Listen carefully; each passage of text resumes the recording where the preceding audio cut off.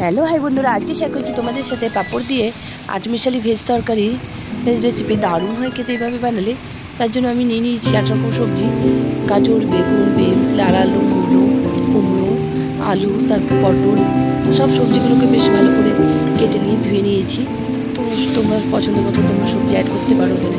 তারপরে এদিকে তেল গরম হলে কড়াইয়ের মধ্যে দিয়ে দিতে হবে মেথি, মৌরি, কালো জিরে, সর্ষে, তো আর দিয়ে দিলাম বাদাম, তেজপাতা।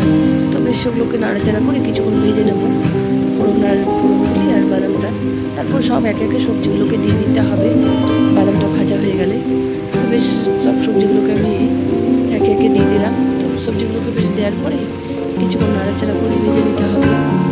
তারপরে দিয়ে দিতে হবে পরিমাণ মতো নুন, হলুদ, জিরে গুঁড়ো, লঙ্কা গুঁড়ো। তো ভালোভাবে আবারও ওটাকে কষিয়ে নেব।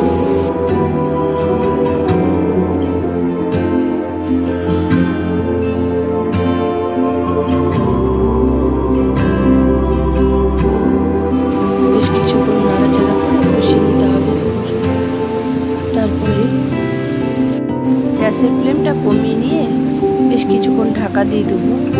তারপরে বেশ সবজিগুলো সেদ্ধ হয়ে যাবে, জল দেওয়া যাবে না। তার জন্য বেশ 10-15 মিনিট ঢাকা দিয়ে সিমে আঁচে রেখে দিলেই, গ্যাসের ফ্লেমটা কমিয়ে দিলে সবজিগুলো বেশ সেদ্ধ হয়ে যাবে।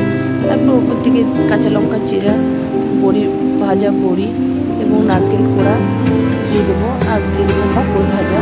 পাঁপড়টাকে বেশ ভেজে হাতে গুঁড়ো করে ভেঙে দিয়ে দিতে হবে পরিমাণ মতো। দারুণ খেতে খুব সুস্বাদু হবে। তোমরা অবশ্যই ট্রাই করবে, আশা করি তোমাদেরও ভালো লাগবে। বা